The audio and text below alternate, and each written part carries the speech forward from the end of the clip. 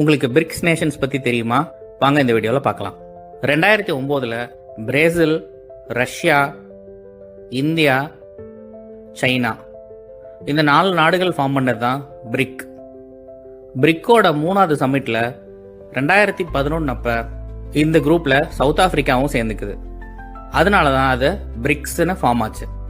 2014 இந்த group of countries new development bank அப்படின்னு ஒரு டெவலப்மெண்டல் ஃபினான்ஷியல் இன்ஸ்டிடியூஷனை ஷாங்காயில ஹெட் குவார்ட்டர்ஸா வச்சு ஆரம்பிக்கிறாங்க.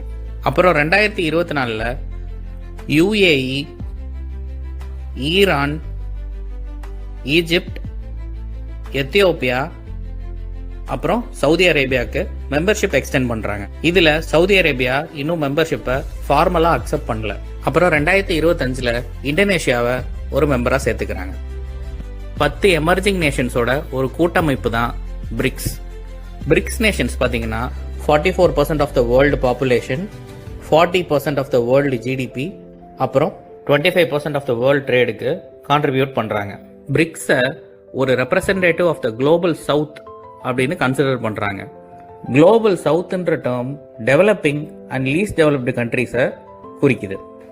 பிரிக்ஸோட 17வது சம்மிட் 2025 பிரேசில்ல உள்ள ரியோடி ஜெனிரோல நடந்துச்சு.